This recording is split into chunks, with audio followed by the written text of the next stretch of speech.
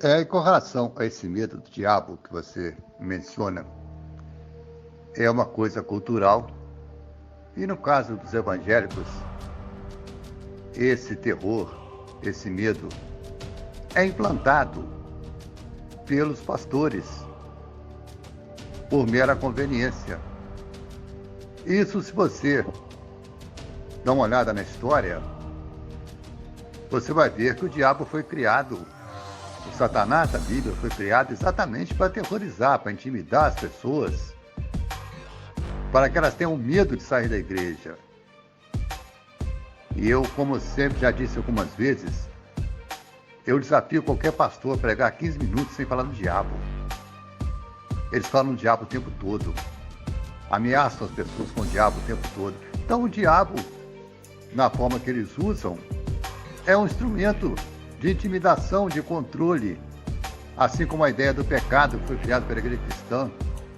Tudo é pecado. É outro instrumento de dominação e de controle.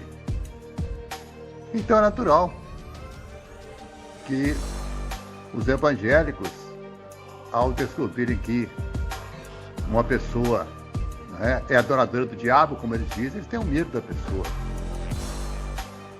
Porque esse medo é implantado por mera conveniência. E eu sempre recordo o ensinamento de Satã quando ele nos fala que muitas pessoas, a maioria, vão às igrejas não por amor ao Deus que eles servem, mas por medo do diabo. E se você tirar o diabo das igrejas, elas se esvaziam. Isso é uma realidade. É só para ilustrar o que eu estou dizendo, que essa cultura é super antiga. Na época anterior à Inquisição, na Idade Média, haviam os propagandistas da igreja. Eram pessoas que iam de porta em porta para levar alguma mensagem, para intimidar, para coagir as pessoas. E certa feita eles começaram a espalhar a ideia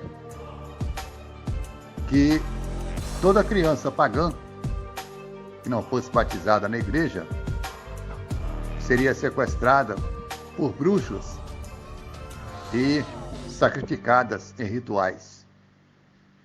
Então eles foram de porta em porta, porque não tinha internet naquele tempo, né? Foram de porta em porta disseminando essa ideia. E essa ideia reside até hoje.